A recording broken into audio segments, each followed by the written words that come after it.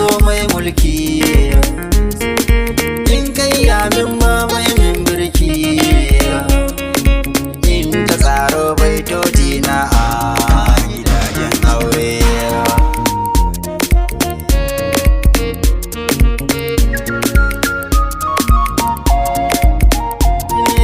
Auren soyayya an daura, ga wata kuma sannan ga zara, ni kuma ga waka ta na tsara.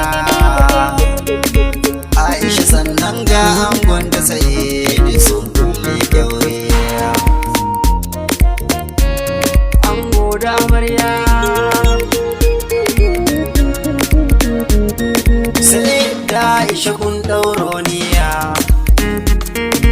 gashi kun yi auren soyayya, ku rayu kalau a gida ba jayayya,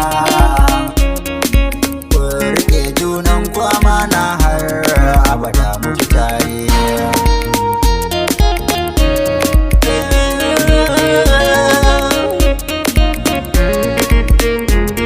Soyayya ribar aure ce, kauna ta biyo baya in an dace, hanyar da kuke karo daren ko kauce, ku haɗe kanku ku bai makiya kunya su gano ku su farko tare.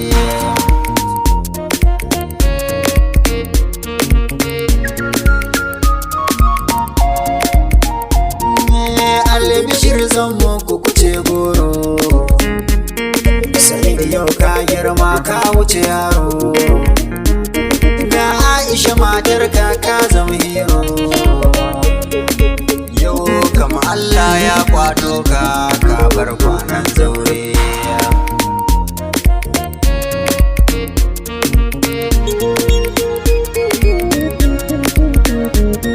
Sai da Aisha kun samo yanci, kun yi aure kun wuce tozarci, kun gyale magauta can sai sakarci.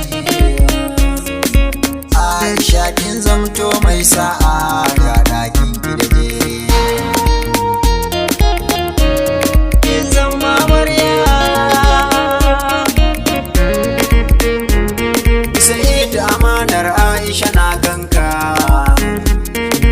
alkawari kai kafin haka baka, ci da sha sutura lafiyar ta duka, na sani ka san haƙi ne kan dukkan mai aure.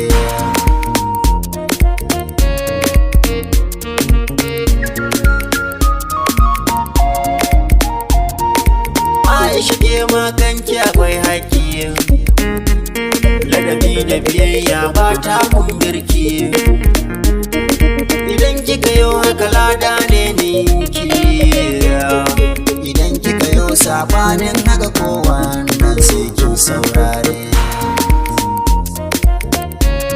Ni babu ruwana, Lukmanu Latif ni ke yi muku baiti,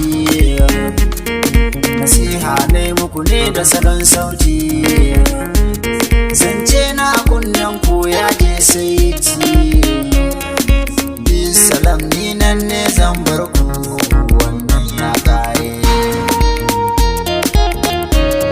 Ango da amarya ranar ta nuna, Aisha ce da Sa'id yau sun yi aure.